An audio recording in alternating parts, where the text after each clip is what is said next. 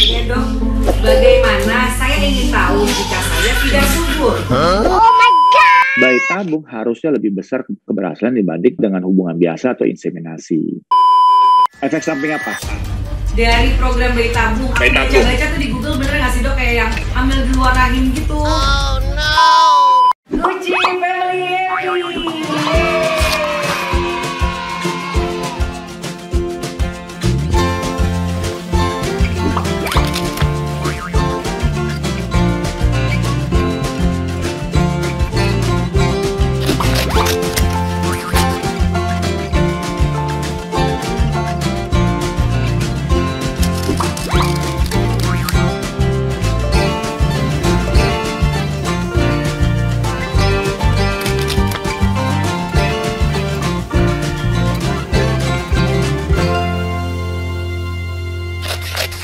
Jadi Ami akan datangkan pakar yang langsung, yaitu dokter kesayangan kita, Dr. Malvin Emeraldi.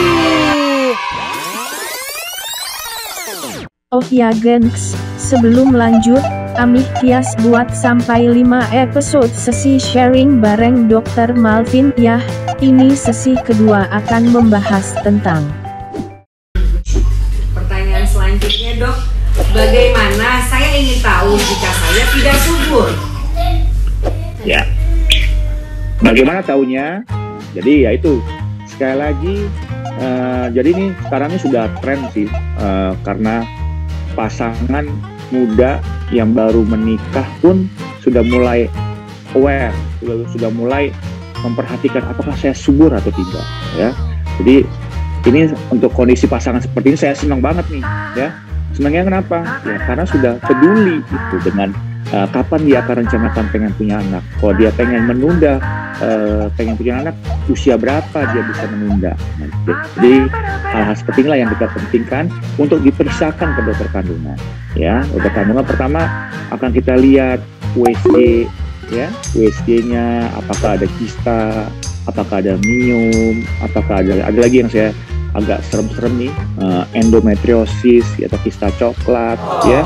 Terus nanti perlu kita lihat cadangan telurnya, ya, dari USG kita bisa lihat, dari AMH kita bisa lihat, kalau perlu kita juga lihat sperma suami. Nah kalau bagus semua, ya, dan saya lihat pasangannya terutama calon bundanya masih relatif muda dan dia rencana menunda, silakan menunda, tidak ada masalah, ya.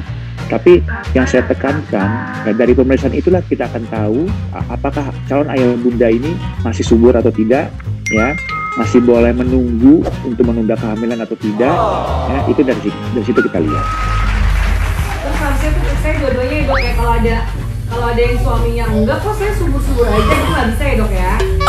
Nggak bisa, iya dong, karena usahanya harus bersama dan kita lihat rupanya penyebab gangguan kesuburan pasangan suami istri yang belum punya anak itu nggak selalu dari wanita. Jadi bukan eranya lagi semua disalahkan ke wanita. Ya, jadi memang mesti saling kontribusi, ya, mesti saling kerjasama, ya, karena dua-duanya punya faktor penentu gitu, ya. Nah jadi ingat, saya sih inginnya semua pasangan calon ayah bunda kalau ingin program hamil datanglah berdua. Kita lihat nih, gimana nih tekadnya untuk bisa memiliki keturunan, ya, gitu. Jadi, guys, kalau emang mau punya anak itu harus usaha bareng-bareng, termasuk ke dokternya itu harus bareng-bareng juga ya dok ya. Gak bisa punya pikiran, aku sehat, aku subur gitu. Mungkin istri aku yang enggak nih gitu ya dok ya. Gak bisa salah-salahan ya dok ya. Dok. Apa sih? Oh nih, dok, penjelasan proses IVF dari awal sampai lahirnya si bayi. Ya, jadi ya memang panjang sih prosesnya, ya. Tapi yang saya akan ngomong ini adalah pasangan calon ayah bunda yang ingin program hamil memang ada, ya, secara umum ada 3 stres yang dihadapi, yaitu pada saat dia program hamil stres, ya kan? Pada saat dia lagi hamil stres, ya. Sesudah hamil melahirkan stres juga. Ini kayak Amitias nih, stres nggak nih setelah lahir, ya? Nah jadi kita bisa lihat kayak contoh Amitias lah ya sama Abi ya, hebat Abinya juga ya, saling dukung ya. Amitias, dok kok belum hamil-hamil nih, wah stres ya kan. Giliran hamil, aduh dok saya nggak tahan lagi dok, udah nggak bisa jalan, nggak bisa, aduh banyak lagi stres ya kan. Oke lah, lahir dengan segala dramanya, yang satu sakit atau apa ya. Jadi ya memang itulah perjalanan pasangan calon ayah bunda untuk bisa memiliki keturunan ya. Tapi ya insya Allah semuanya bisa tercapai apa yang diinginkan ya. Prosesnya memang panjang ya, tapi kalau kita mikir panjang nggak akan kita bisa mulai. Tapi ada kalau misalnya ada yang harus dibenerin dulu gitu ya dok ya, ada kista, ada tunggu lagi, apa ini kista hormonal, apa bukan, jadi ditunda lagi ya dok ya, tunggu bulan depan lagi. Jadi programnya itu nggak bisa benar-benar langsung guys, dari ini langsung step ini nggak bisa ya dok ya. Pokoknya intinya adalah kontinuitas ya, jadi jangan keputus-putus. Nah itu yang suka menjadi masalah ya. Misalnya pasangan calon ayah bunda ke dokter A ya, bapak mau pemeriksaan, setelah itu keputus, belum selesai pemeriksaannya, istirahat, nanti mulai lagi tahun depan ya dengan masalah yang bisa berbeda gitu. Jadi maksud saya harus continue ya, sisihkan waktu ya, karena ini menyisihkan waktu juga merupakan latihan. Karena ini kalau udah punya anak kayak Amitias aja nih, udah nggak bisa lagi ke mall-mall sering-sering, berumpi bareng-bareng ibu-ibu yang lain ya kan, karena udah mikir aduh anak saya udah susunya oke nggak ya, segala macam. Jadi memang harus dipikirkan seperti itu, bahwa kontinuitas penting ya, proses akan berjalan panjang ya, tapi jalannya dengan rileks ya, sesuai anjuran dokter, insya Allah akan bisa tercapai apa yang diinginkan gitu. Dok, apa perbedaan antara IUI dan IVF?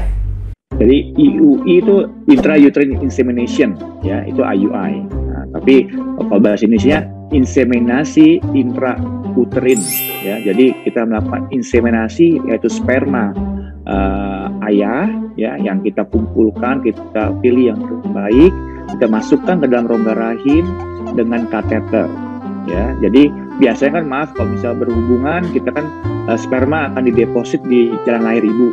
Nah pada saat inseminasi ya, kita mendekatkan jarak perjalanan sperma ke sel telur, yaitu kita masukkan ke dalam rongga rahim ya, dengan harapan sel telur akan bertemu dengan sperma dan proses pembuahan akan terjadi dalam perut ibu ya. Dan nanti setelah terjadi pembuahan, embrio akan masuk ke rahim ibu. Jadi prosesnya semua terjadi dalam perut ibu. Kalau bayi tabung ya, bayi tabung kita ambil telurnya calon bunda, kita ambil sperma calon ayah ya, kita pertemukan di laboratorium ya, terus nanti kita lihat perkembangannya. Nah bila bagus ya, baru kita masukkan ke rongga rahim dalam bentuk bakal janin ya. Nah jadi proses pertemuan sperma dengan sel telur tidak terjadi dalam perut ibu. Nah itu dia yang membedakan antara bayi tabung dengan inseminasi. Nah itu juga belum tentu ketemu ya dok ya, si sperma sama si telur ini ya? Iya, kalau misalnya hubungan biasa atau inseminasi ya belum tentu ketemu sperma dengan telur. Nah kalau dengan bayi tabung ya kita pastikan ada pertemuan sperma dengan telur karena kita temukan di laboratorium. Nah inilah salah satu faktor kenapa bayi tabung harusnya lebih besar keberhasilan dibanding bayi dengan hubungan biasa atau inseminasi gitu. Ini dok ada pertanyaan, ada nggak sih dok resiko dan efek samping dari program bayi tabung? Ya resikonya terutama adalah hiperstimulasi ya, kita sebut OHSS, Ovarian Hyperstimulation Syndrome ya. Jadi sindroma hiperstimulasi ovarium. Jadi keadaan-keadaan seperti itu bikin kembung ya, mual muntah ya. Terus Amitias kena OHSS tidak ya. Tapi yang jelas itu bisa bikin keluhan seperti itu sampai yang kondisi berat, sampai perlu penanganan yang lebih intensif gitu. Tapi ya itulah resiko. Tapi satu sisi satu sisi kalau memang ada OHSS, kemungkinan besar hamilnya besar. Ya karena yang mencetuskan OHSS justru adalah kehamilan. Nah, jadi kita mesti hati-hati sih memang ya, sama-sama lah. Karena tidak bisa kita hindari dalam program bayi tabung ya. Kita kan menemukan sel telur kan sebanyak-banyaknya sebisa mungkin kan. Nah, untuk bisa harapan dapat embrio yang bagus, yang untuk bisa memberikan hasil yang baik, yaitu kehamilan. Nah, jadi itu ya resiko. Komplikasi ya relatif dalam hal tindakan, ya, infeksi, pendarahan, ya itu pasti adalah dari semua tindakan ya, tindakan terutama pada saat kita ambil telur, ya, tanam embrio dan segala macam. Ya, jadi memang relatif sih. Yang mungkin yang paling kita takutin mungkin OHSS secara garis besar. Resikonya OHSS ya dok ya. Nah terus kalau efek samping, efek sampingnya ada nggak sih dok? Efek samping apa? Dari program bayi tabung. Aku baca-baca tuh di Google bener nggak sih dok kayak yang hamil di luar rahim gitu.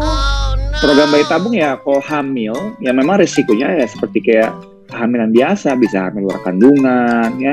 Kalau pernah riwayat bekas operasi bisa nempelnya di dekat bekas operasi ya, bisa, semua bisa terjadi. Dan juga keguguran ya, terutama pada program hamil dengan bayi tabung umumnya kan relatif usia calon bundanya kan sudah usia lanjut ya. Kita bilang usia lanjut tuh di atas 35 tahun ke usia reproduksi ya. Jadi resiko keguguran ada, pendarahan ada, hipertensi ada, itu semua terkait dalam hal kehamilan ya. Nah jadi memang ya hal-hal itu yang memang kita mesti antisipasi dan kita mesti jelaskan. Resiko itu akan terjadi terutama pada pasangan suami istri yang calon bundanya usianya usia lanjut kita bilang. Nah gengs, udah ditonton kan tadi gimana serunya kita membahas program bayi tabung. Semoga jawabannya bermanfaat ya gengs ya buat para bunda-bundi yang mau program. Jadi jangan takut-takut lagi dan tetap semangat pokoknya ya gengs ya. Sebelumnya jangan lupa di subscribe, bantu Mami menuju 6.000 subscriber. Di like dan share. Dadah. Mwah.